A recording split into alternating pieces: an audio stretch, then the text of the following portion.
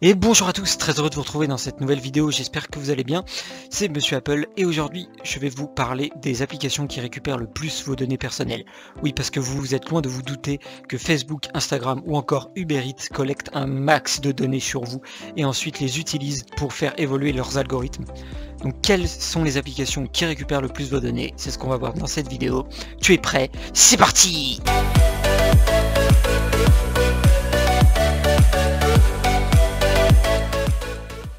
En début d'année 2021, suite à une mauvaise communication de la part du groupe Facebook, l'application WhatsApp a connu un exode vers des alternatives comme Signal ou encore Telegram. La société avait présenté sa nouvelle politique sur la gestion de données et les internautes ont principalement retenu qu'ils allaient devoir transmettre leurs données de WhatsApp à Facebook s'ils voulaient continuer à utiliser l'application. Ce qui n'était pas totalement vrai. Suite à cette polémique, le débat sur la gestion des données personnelles par les géants de la technologie a été relancé. Le comportement des sociétés comme Facebook est flagrant, comme sur le schéma que je vais vous afficher à l'écran. N'hésitez pas à aller regarder dans la description ce schéma, puisque à l'écran peut-être que ça ne sera pas très clair, donc je vous mets bien sûr le lien dans la description. On remarque sur ce schéma la quantité de données récupérées pour des services qui n'en nécessitent pas tant vraiment pour fonctionner. On remarque d'ailleurs que c'est Facebook qui récolte le plus de données, et WhatsApp, iMessage ou encore Signal ne récoltent que très peu de données sur nous. Mais bien sûr, il y a encore d'autres applications qu'on va voir juste après. Facebook n'est pas vraiment l'application qui récolte le plus vos données personnelles. Aujourd'hui, il faut savoir que Statista, c'est un organisme qui traite des données, dévoile une étude menée auprès de plusieurs applications pour comprendre quelles sont celles qui récoltent le plus de données personnelles auprès des utilisateurs. Je vous mettrai bien sûr le schéma qui illustre tout ça à l'écran, n'hésitez pas à mettre pause pour le regarder. Sans grande surprise, les deux premières places sont occupées par deux applications qui sont la propriété de Facebook.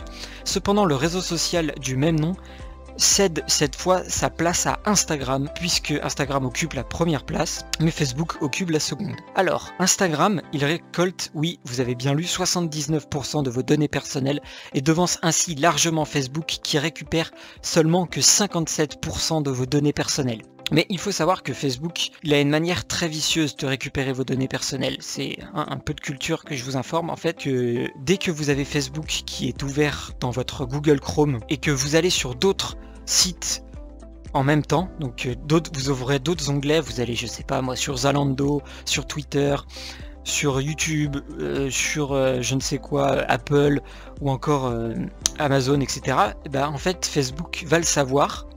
Ne me dites pas comment, je sais pas, mais il le sait. Aussi, quand vous avez activé les notifications de Facebook via Google Chrome, et ben là aussi, ça permet à Facebook de savoir sur quel site internet vous vous trouvez au moment où vous recevez la notification.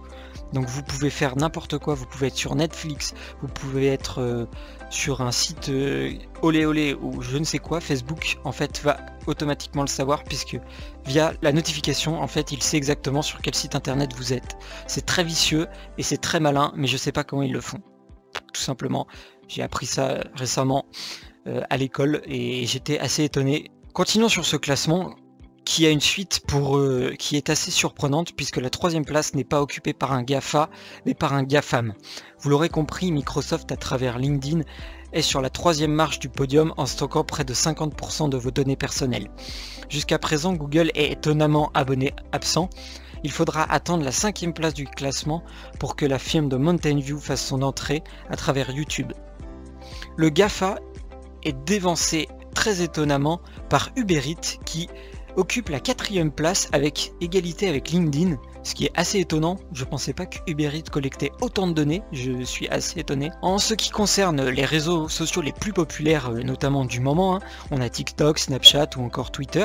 Ils utilisent respectivement 36, 29 et 21% de vos données personnelles et occupent ainsi les 7e, 9e et 12e places de ce classement établi par Statista. Mais bien sûr, dans ce classement, on retrouve aussi d'autres grands noms comme eBay, Reddit, Spotify ou encore Tinder qui occupent l'avant-dernière place. On remarque bien sûr en dernier que Twitter occupe une très petite part de ce classement, ce qui paraît assez étonnant. Voilà, maintenant vous en savez plus sur les applications qui collectent vos données personnelles. N'hésitez pas à me donner vos avis dans les commentaires ou même à vous poser vos questions pour apprendre à sécuriser vos données. Si vous voulez des tutos ou des choses comme ça, je serai ravi de vous en proposer.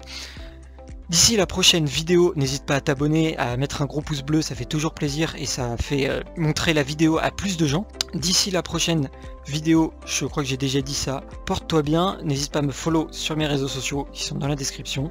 Et d'ici là, vive la technologie, vive l'avenir et vive le futur. Ciao! Wouh!